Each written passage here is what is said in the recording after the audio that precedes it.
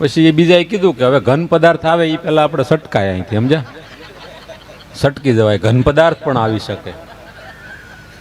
આમાં તો કાંઈ નક્કી ન હોય ને, કરાય પડે ને. વરસાદ પડે પછી કરા પડે, કરા. પેલા આપણે આમ અમે સીધા ઝીલતા, કરા આમ કરીને કરા પડે ને, આમ કરીને સીધો ઝીલી. યાદ કડવું નહીં રાખો, મીઠું યાદ. જો કડવી દવા ગળવાની હોય, મીઠી હોય ને ચગળવાની હોય. તમે ચા પી જાઓ કે ફુવારો થાય, મારો જવાબ ભરાય રહ્યા, ફૂ દઈને થાય ને. હમણાં હું મુંબઈ પ્રોગ્રામમાં ગયો હતો, બોરીવલી પ્રોગ્રામ. એક બેન છોકરું લઈને આવ્યા, મારા ખોળામાં મૂકી દીધું. હું બોલતો તો 9-8 મહિનાનું છોકરું મારા ખોળામાં મૂકી દીધું. એટલે મેં કીધું બેન આ શું છે? મને કે સેલ્ફી લેવી છે તમારી સાથે. હું અહીંથી સેલ્ફી લઉં તો મોટો થાય બતાવવા થાય, કલાકારે સેલ્ફી લીધી.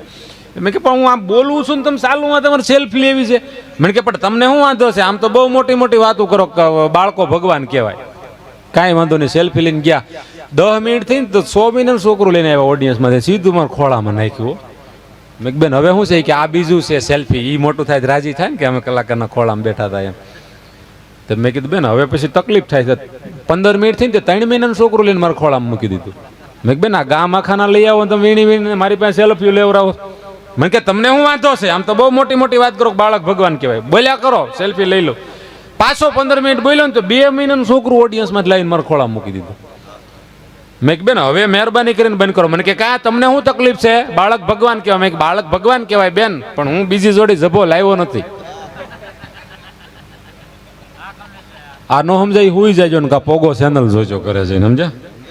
જે આવે ને એ બધા હળવા થતા જાય. એ તો પછી એક જણો તમને એક જોક, મેળામાં 2 જણા બેઠા ને મેળામાં, તો તમને ખબર છે મેળામાં પહેલી વાર બેઠા હોય ને, પહેલી વાર એની તો હું હાલત થાય તો બેઠા હોય એને જ ખબર હોય. તે સગડોળમાં બેઠા ને, સગડોળમાં તો એક જણાએ કીધું કે ભાઈ જોજો આ સમજાય તો જ સમજાય, નકર નહીં સમજાય. અહીંયા છે ને સમજાય. હા ઘણા અહીંયા હોય તો અહીંયા ન હોય. તે સગડોળમાં બેઠા ને તે ભાઈ સગડોળના 4 રાઉન્ડ ફેર્યો ને એક જણાએ ભાઈબંધને કીધું કે ભાઈ એ કે વરસાદ વાદળા નથી ને તોય વરસાદ આવ્યો. જો 4 જણાને સમજાણું, સમજ્યા? એ કે ભાઈ કે મૂળ કઈ વાદળા નથી, કે નથી અહાડ, નથી શ્રાવણ, કે તોય કે ભાઈ સાંટા કર્યા. કે સમજ્યા? તે ઓલો બોલ્યો કે કમોસમી આવ્યો ને તો જરાક હખાર હતો, હખાર. પછી એ બીજાએ કીધું કે હવે ઘન પદાર્થ આવે એ પહેલા આપણે સટકાય અહીંથી, સમજ્યા? સટકી જવાય, ઘન પદાર્થ પણ આવી શકે. આમાં તો કાંઈ નક્કી ન હોય ને, કરાય પડે ને. વરસાદ પડે પછી કરા પડે, કરા. પેલા આપણે આમ અમે સીધા ઝીલતા, કરા આમ કરીને કરા પડે ને, આમ કરીને સીધો ઝીલી લેતા. આવો નાનપણ વિચાર્યું. મને નતા કહેતા હતા કે તો આમ કલર ઉપર બહુ બોલતા, બહુ આપણે જે છે એ છે ને. અને હું બહેનોને ખાસ વિનંતી કહું કે આ તમારે કહેવત છે ને, શેણાનો લોટ ગયા છોકરા ધોળા થાય, ખોટી વાત છે. તે હું મારી બાએ લોભિયા છે, મજા આવીને માડી વાહ ગયેલી. શેણાના લોટથી નવરાવે છોકરા ધોળા થાય, આ ખોટી વાત છે. નકર અમારા ઘરમાં શેણાના કોથળા ભર્યા રહેતા લોટના. દુકાન હતી કરિયાણાની મારા બાપુજીને. મારે ચાની હોટલ હતી. મેં તો ઘણા ધંધા કર્યા, બહુ ધંધા કર્યા, જેટલા કહેવાય એટલા કહું. તમે જો હું પેલા કહેતો શા વાળાને ધ્યાન રાખવું આપણે. મોદી સાહેબ શા વેચતા વડનગર. હા મને ખરેખર બહુ મને એમ થાય કે સમજો આવશે ને એટલે કે મારા ગુજરાતની બહેનો, મારા ગુજરાતની બહેનો, ભાઈઓ બહેનો, વાત વાતમાં બહેનોને બહુ યાદ કરે. મારા ગુજરાતની બહેનો પર મને ગર્વ છે. બહેનો ભાઈઓ, મારા ગુજરાતની બહેનો ભૂખી રહી શકે, 24 કલાક તરસી રહી શકે. મારા ગુજરાતની બહેનો 48 કલાક તરસી રહી શકે, પણ ઘડીક મૂંગી ન રહી શકે. બહેનો હવે આવડાને મોજ આવી માડી, હવે લેર આવ્યો. ગળતી રાતના પ્રોગ્રામ છે. અને આમ જો આમ દાંત કાઢે એ પાછા તમે જોઈજો કોણ દાંત કાઢે છે. હમણાં એક બેન ઘરવાળા બાંધ્યા ને, તો હું કે ખબર કે તમારી કરતા મારા લગ્ન કોક વાંદરા હારે ચા હોત તો સારું હોત. ઓલો કે એમાં વાંદરાનો શું વાંક?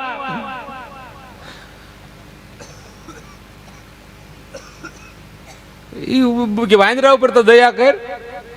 અને તમે જોઈજો આ બહેનો છે ને, દરેક સ્ત્રી છે ને, અહીંની વાત નથી કરતો, અહીંયા બેઠા એ બહેનો બધા બહુ સારા છે, બહુ સારા. ઘડીક રહેવું ને મારે શું કામ આંખે થવું હોય, નગર કે કાળજો આવ્યો ને આપણું જ કહેતો. જેટલા પણ આ દેશમાં સ્ત્રીઓ છે ને, એની નજરમાં 4 થી 5 કેટેગરી નક્કી હોય. શું એની નજરમાં?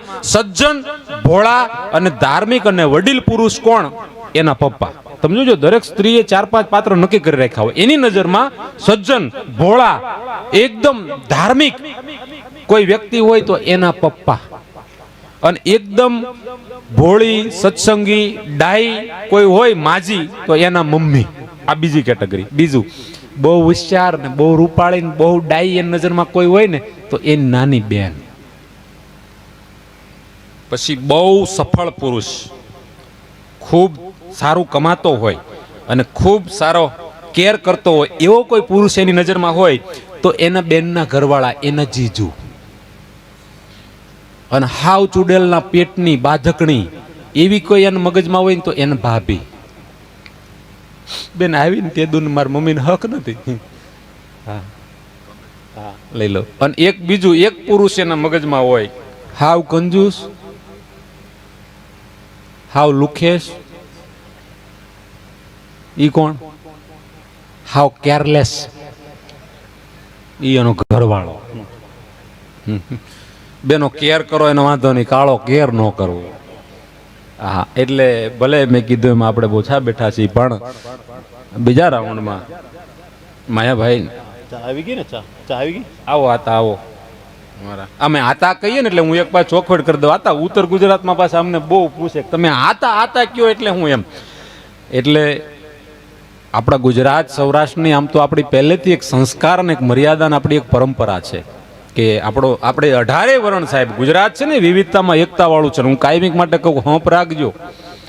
અમને તો અમે અમારા ઉભરતા કલાકારો હોય માયાભાઈ અમને ખૂબ સારી શિખામણો આપે કે આપણે આમ સમરસતા રાખજો. એટલે અમારા સૌરાષ્ટ્રમાં અને આમ તો અમુક પંથકમાં અમારા આહિર સમાજમાં જે એક પરંપરા હાલી આવે છે એમાં બીજી ત્રીજી પેઢીએ જે વડીલોના નામ હોય ને એ નામ, ત્રીજી ચોથી પેઢીએ જે વડીલના નામ હોય ને એ દીકરાના નામ રાખવામાં આવે. એટલે એ નામને સન્માનથી બોલાવવામાં આવે કે આપણા વડદાદા હોય એનું જ પછી આપણે જ્યાં ત્રીજી ચોથી પેઢીએ કોઈ બાળક જન્મે તો એનું ઈ નામ રાખવામાં આવે. એટલે એની પાછળ સન્માનજનક શબ્દ લાગે. એટલે આહિર સમાજમાં એ અમારી બાજુ એક પ્રેમથી શબ્દ છે કે આતા તરીકે બોલાવવું. આતાનો અર્થ થાય વડીલ. હા, એટલે અમે માયાભાઈને પ્રેમથી માયા આતા કહીને બોલાવીએ. હા, એટલે માયા આતાને ફરીવાર વિનંતી કરું કે આવો અને એવો આનંદ તરફ આવે છે. માયાભાઈ આહિર તાળીઓથી વધાવો એકવાર ફરી. અને પિયુષભાઈ સાથે એમની સાથે જે ગીતો છે માયાભાઈ સાથે જુગલબંધીમાં લઈ લેશો.